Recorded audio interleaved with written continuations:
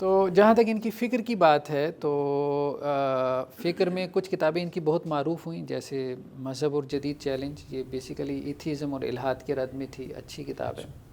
اسی طرح سے تعبیر کی غلطی، جو پولیٹیکل اسلام کا ایک کانسیپٹ تھا، اس کو انہوں نے تھوڑا سا ریفارم کرنے کی کوشش کی تھی، وہ بھی بہت معروف ہوئی تھی۔ کچھ کتابیں ان کی بڑی معروف ہوئیں، اس وجہ سے ان کو ایک مطلب فکری آدمی کی حیثیت سے جو ہے وہ جانا جانے لگا۔ جہاں تک ان کی فکر کی بات ہے تو بیسیکلی اس کو ہم کہہ سکتے ہیں کہ دو پولز کے درمیان ہم اس کو تقسیم کر سکتے ہیں۔ ٹھیک۔ ایک تو یہ ہے کہ ان کے اندر ان کی جو تحریریں آپ پڑھیں گے تو آپ کو ایک نمایاں پہلو بہت ملے گا تذکیر کا، واضح و نصیحت۔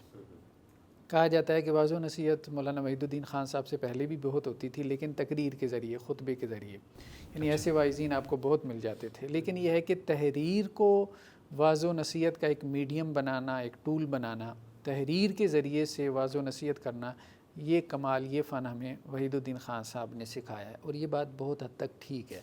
یعنی آپ کو یہ چیز مطلب کریٹیکلی، میں نے تو اب ظاہری بات ان کے اوپر کتاب لکھی مولانا وحید الدین خان افکار و نظریات کے عنوان سے،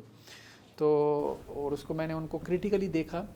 اور یہ کتاب گوگل کریں گے آپ کو مل جائے گی، لیکن میں نے ان کی اس چیز کو اپریشیٹ کیا۔ اب وہ چھوٹی چھوٹی مثالوں سے ایسے ایسے تذکیری نقطے پیدا کرتے ہیں کہ انسان مطلب اس سے حیران رہ جاتا ہے۔ یہ واقعتاً اس فن میں ان کو ایک کمال حاصل ہے،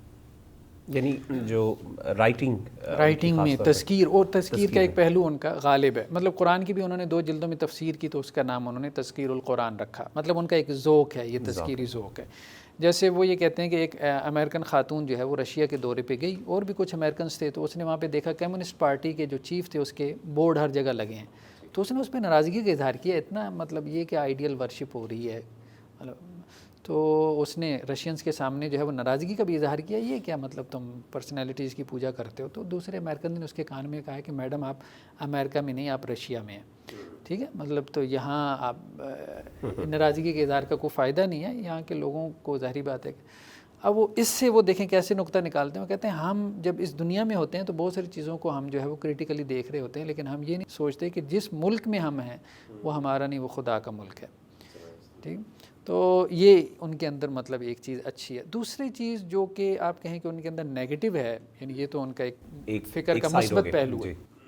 لیکن جو ان کی فکر کا ایک نیگیٹو منفی عنصر ہے وہ ہے سائیکالوجی آف ری ایکشن، مطلب وہ رد عمل کی نفسیات کا بہت شکار ہے۔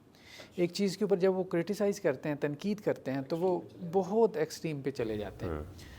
مطلب اس میں وہ معتدل نہیں رہ پاتے، اور اس میں ذاتی جسے کہتے ہیں نا کہ ایک پرخاش لگا لینا اور کسی شخصیت کو مس کرنا، جیسے مولانا مودودی سے جب ان کو اختلاف ہوا، شروع میں وہ معتدل تھے، لیکن پھر تنقید کرتے کرتے وہ اتنا زیادہ مولانا مودودی کے خلاف ہو گئے اور ان کی فکر کے کہ انسان سوچنا شروع ہو جاتا ہے کہ کوئی سمجھدار آدمی ایسی گفتگو کر سکتا ہے۔ مثال کے طور پہ